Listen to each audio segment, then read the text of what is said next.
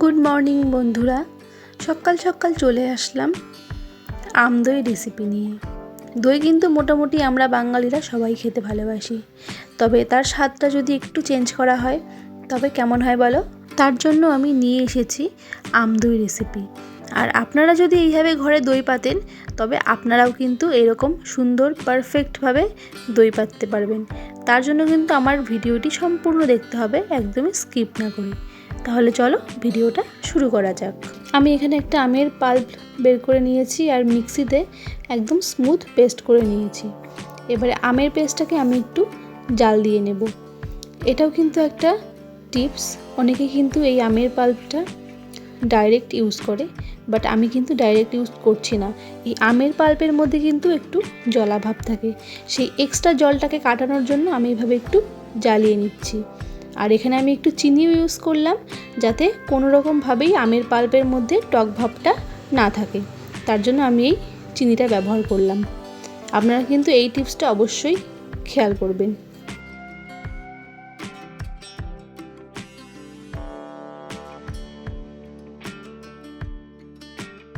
আমের পাল্প একদম রেডি। আর এক সাইডে আমি দুধ বসিয়ে দিয়েছি। এখানে আমি 1/2 লিটারের একটু বেশি দুধ নিয়েছি।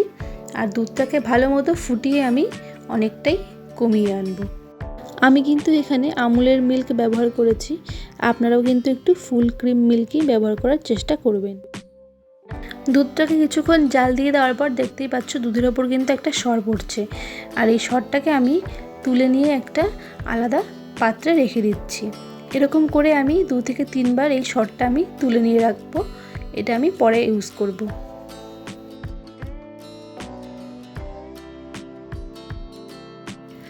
এবারে আমি দিয়ে দেব পরিমাণ মতো চিনি। আপনারাও কিন্তু আপনাদের স্বাদ অনুযায়ী চিনিটা ব্যবহার করবেন। চিনিটা দিয়ে দেওয়ার পর আর কিছুক্ষণ আমি এভাবে দুধটাকে জ্বালিয়ে নেব। দেখতেই পাচ্ছ বন্ধুরা, দুধটা কিন্তু অনেকটাই কমে এসছে। এবারে আমি গ্যাসটা অফ করে দেব। দুধটাকে আমি নামিয়ে নিয়েছি আর হালকা ঠান্ডা করে নিয়েছি, অর্থাৎ দুধটার মধ্যে আপনি একটা আঙ্গুল ডোবাতে পারছেন ওই রকম অবস্থায় আমি এখানে জল ঝরানো টক দই অ্যাড করে দিলাম। এবারে টক দইটা দিয়ে ভালোভাবে কিন্তু দুধের সাথে মিশিয়ে নিতে হবে।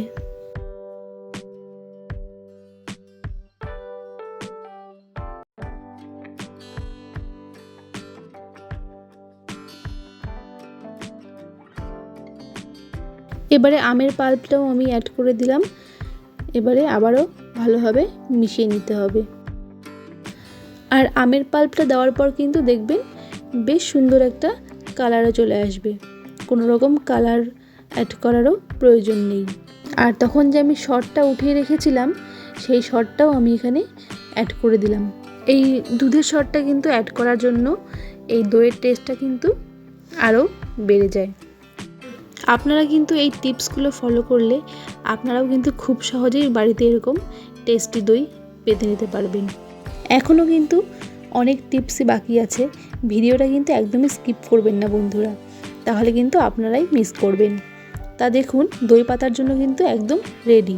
এবারে আমি এরকম মাটির ভাঁড় নিয়ে নিয়েছি আর মাটির ভাঁড়গুলোর মধ্যে একটু করে টক দই আমি মাখিয়ে নেব। সবগুলোর মধ্যেই এরকম হালকা করে আমি মাখিয়ে নেব।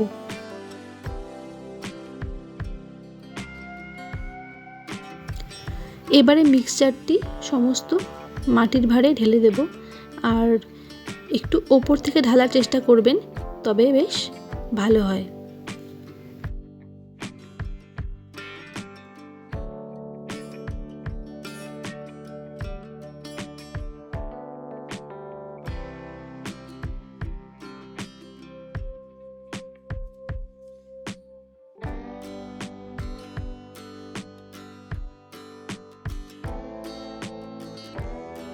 এবারে সব মাটির ভাঁড়গুলোর মুখটা আমি এই ফয়েল পেপারের সাহায্যে ভালোভাবে আটকে দেব।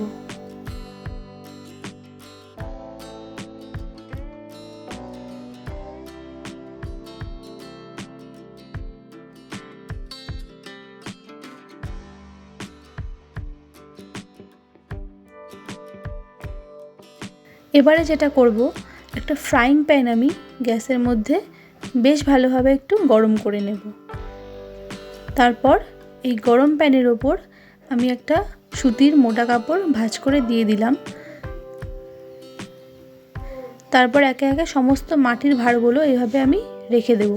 আর তার উপর আরও একটা মোটা কাপড় দিয়ে আমি ভালো মতো ঢেকে দেব, যাতে কোনো রকমভাবেই এয়ার পাস হতে না পারে। এই টিপসগুলো কিন্তু অবশ্যই বন্ধুরা ফলো করবেন, তাহলেও কিন্তু আপনাদের দই একদম পারফেক্টলি হয়ে যাবে। তো এটাকে আমি ওভারনাইট রেখে দেব।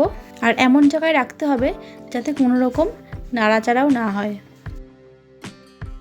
তো ওভারনাইট দই পেতে রাখার পর আমি সকালবেলা দইটা ফ্রিজে রেখে দিয়েছি প্রায় 5 থেকে 6 ঘন্টা। আর এখন আমি নামিয়ে নিয়ে আসলাম, আর দইটা কেমন হয়েছে তোমাদের সাথে শেয়ার করছি।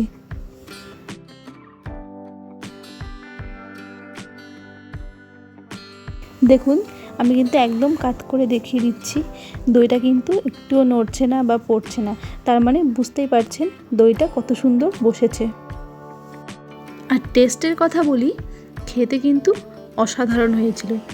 আমরা তো নর্মাল দই খেয়েই থাকি, তাই একটু ভিন্ন স্বাদের দই খেতে হলে তোমরা কিন্তু এরকম স্টেপ বাই স্টেপ আমার এই টিপসগুলো ফলো করে অবশ্যই ঘরে দই পেতো।